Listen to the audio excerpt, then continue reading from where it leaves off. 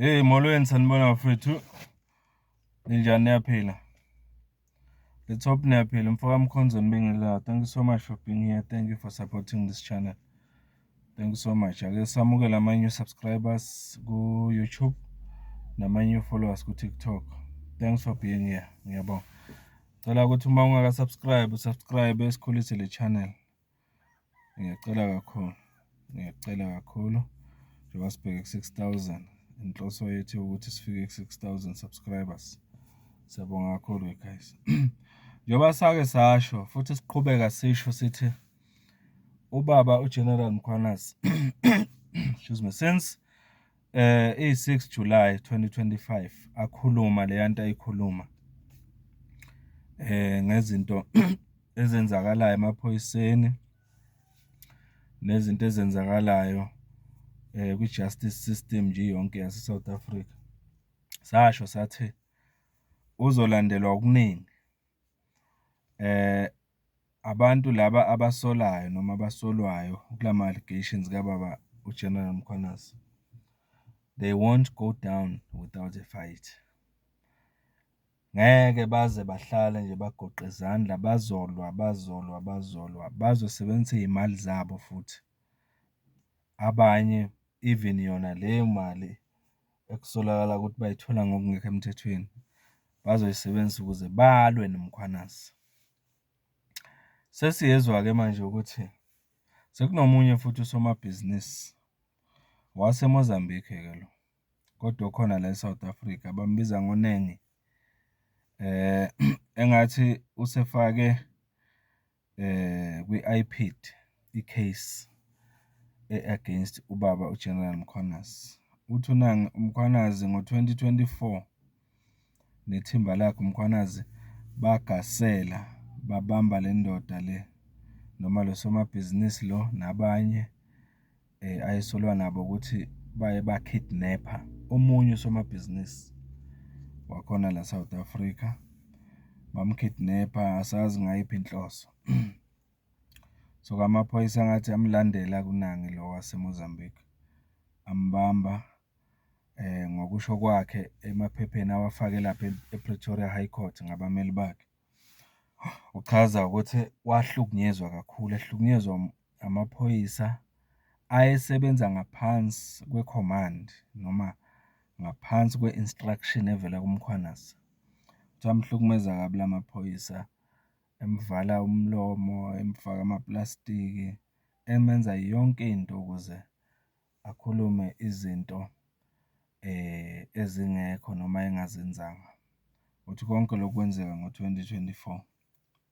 Manje-ke uvula icase manje against uMkhwanazi ku-IPID ukuthi ayithathe inyathelo enqala against uMkhwanazi, ku-act against uMkhwanazi. uMkhwanazi uyisephula mthetho, uMkhwanazi uyawadicilela phansi amalungelo abantu njengoba kwenziwa lokhu kuye, kusho yena. Kanti-ke ngakolunye uhlangothi umkaNangi lo nkosikazi wakhe yena ufake i-complaint noma isikhalazo kuma-Hawks-ke yena umkaNangi uye kuma-Hawks, yena wafaka isikhalazo sokuthi kwagaselwa emzini wabo noma umyeni wakhe uNangi lo oseMidrand.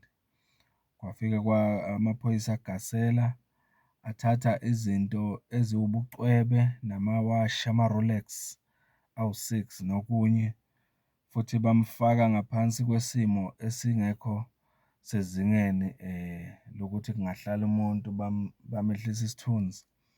Amaphoyisa lawa ephenya lo muzi waseMidrand kaNangi. So unkosikazi kaNangi ufake-ke isikhalazo kuma-Hawks yena. So in short njengamanje le family le yakaNangi noma le family yalo somabhizinisi waseMozambique ivule ama-case awu-2. I-case eyi-1 ifakwe ku-IPID okuwuphiko oluphenya amaphoyisa ukuthi aphenywa ukuthi ingabe asebenzise iy'ndlela ezi-right yini uma ebopha abantu nokwephula eminye imithetho.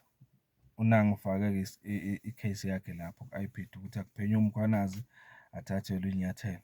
Kanti umfazi kaNangi ngapha uye kuma-Hawks naye wafaka i-complaint ukuthi uMkhwanazi nethimba lakhe bamhlukumeza. Isho ukuthini-ke le nto? Isho ukuthi njengamanje akuseyena uKelvin Muthibeli kuphela, akuseyena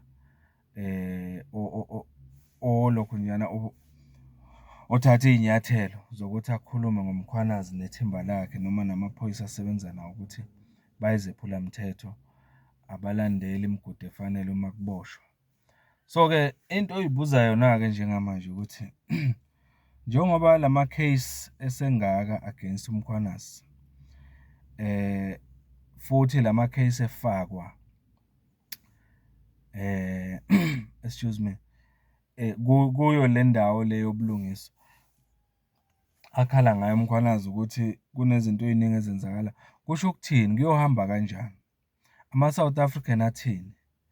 Ingabe ama-South African njengamanje abekwa endaweni la khona kufanele akhethe between ukusaphotha uMkhwanazi noma ukusaphotha labo abakhalaza ngezinto ezenziwa uMkhwanazi namaphoyisa?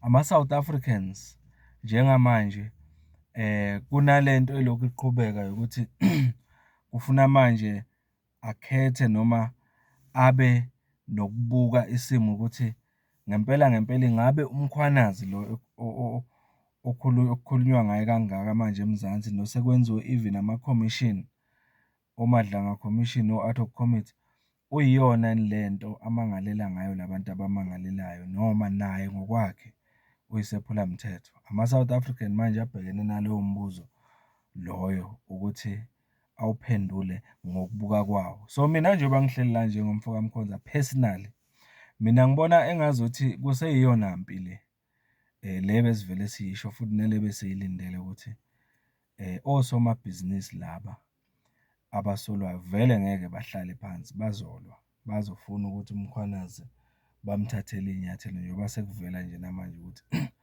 selokhu bayakhula noma liyakhula inani lalabo abamangalela uMkhwanazi, uGeneral Mkhwanazi, nabamsola ngokubahlukumeza. BekuKelvin Mathibeli recently besikhuluma ngaye, manje sesikhuluma ngosomabhizinisi waseMozambique uNani nonkosikazi wakhe, bonke bavula ama-case against uMkhwanazi. Isho ukuthini-ke le nto? Ake siphawuleni bafowethu. Ingabe kukhona okufanele ngempela kuphenywe ngomKhwanazi, noma ingabe uMkhwanazi konke lokhu kubonisa ukuthi umsebenzi wakhe uyabonakala, kufanele asaphothwe nakakhulu? Umbono wami mina yilo wokugcina othi lokhu kubonisa ukuthi uMkhwanazi kufuna asaphothwe nakakhulu. Ake ngizwe owakho. Umfo Mkhonza lo. Ngiyacela niqhubeke nisubscribe, nishare, nikhomenta.